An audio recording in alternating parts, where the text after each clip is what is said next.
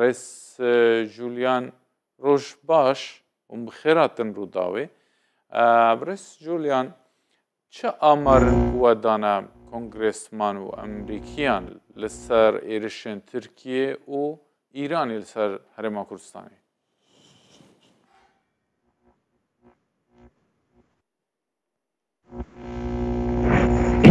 Yes, thank you so much for having me here. زۆر سپاس بۆ میوانداریکردنتان ئەو داتانەی کە CPT هاوبەشی کرد و پێدا بە میدیاکان و بەرپرسانی ئەمریکا نزیکەی زیاتر لە 700 ئامانج لە هەرمی کوردستان کراوەتە ئامانج لەلایەن تورکیا و نزیکەی 1000 بوونەتە قوربانی و لەلایەن ئێرانی شەوە بە هەمان شێواز ژمارە قوربانیەکان زۆرن و لە ساڵی 1999 تاوەکو ئێستا ژمارە قوربانیەکان زۆر بەرز بوون و نزیکەی سەدان کەس لە گوندەکان ئاوارە بوون شوێنەکانی خۆیان بەجێهێشتووە و لەم داتانە چیرۆکی ئەو خێزانەی کە کراونەتە ئامانج لەلایەن کوپترەکانی تورکیا و ئەو کەسانێک کە دەرد و مەینەتیان چشتووە لە دوای هێرشەکانی تورکیا و بەهۆی ئەو شەڕەی کە بەردەوامە لە مانگی 12 بۆ نمونەمە ئێمە قوربانیمان هەبوو لەبەر هێرشەکان و بەڕاستی تورکیا دەبێت لە بەردەم کۆمەلگای نێودەوڵەتیدا بەرپرسیار بکرێت و دەبێت وەڵام بداتەوە و دەبینین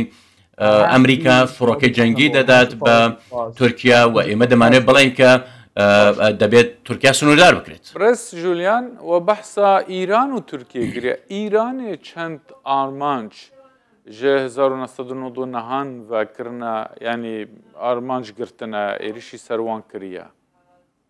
li Herêma Kurdistanê. لە ساڵی 1991 قوربانی هەبووە 61 کەس گیانیان لە دەستداوە و ئەوانی دیکە بریندار بوون بەڵام گەورەترین هێرشی ئێران لە قەڵاتزێ ڕوویدا زۆر ئەو ڕووداوی هەموو کەسێک دەزانێت لە قەڵاتزێ زۆر کەس بوونە قوربانی بەڵام 2-3 ساڵ پێش دەبینی لە مانگی یەک لە لایەن درۆنەکان ئەنجام بدرا و هێرشی بەهێز بوو بەڵام قوربانیە سڤیلەکان بەڕاستی لەلایەن ئێرانەوە زۆر بوون. باشە تۆباران jî hebûne jaliyê Îranê ve bi wan navçeyên sinûrî و ev raporte dane kê ewên ku amadekirine li ser bombebaran û êrişên hem Îranê hem jî Tirkiye li ser Herêma Kurdistanê.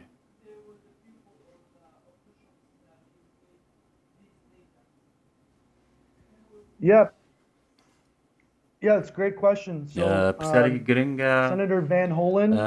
سناتۆر ڤان هۆڵن سناتۆر لێنزی گرام کە بەیاننامەیان دەرکردووە و بە تایبەتی ئیدانەی تورکیان کردووە داوایان لە تورکیا کردووە کە هاوپەیمانی کوردی ئەمریکا نەکاتە ئامانج و کۆمیتە و لێژنەی سەربازی و هەروەها لێژنەی سیاسەتی دەرەوەی ئەمریکا ئێمە ئەم داتانمانە پێداون و دەبینین زۆرێک لە بەرپرسانی ئەمریکا ئاگاداری ئەو هێرشانی تورکیا نین و ئەو کاریگەرە و ئەو زیانیانەی کە بە دوای خۆیدا دێنێت ئێمە باس لە کێشە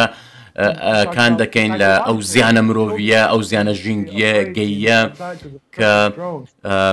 دوڕانە تورکیەکان و هێرشی تورکیا دروستی دەکات و ئێمە باسمان لەوە کردووە حکوومەتی هەرێمی کوردستان و خەڵکی کوردستان سزاوار و شایانی ئەو هێرشانە نیان و ناکرێت بەرژەوەندەکانی هەرێمی کوردستان بکرێتە ئامانج و دەبینین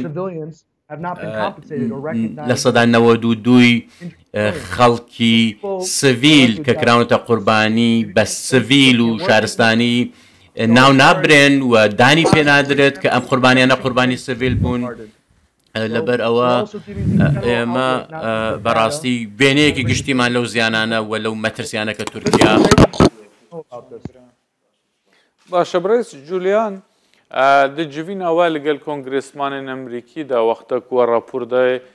چ گوتن ئەوەی چ بووان راپۆرتا بکەن؟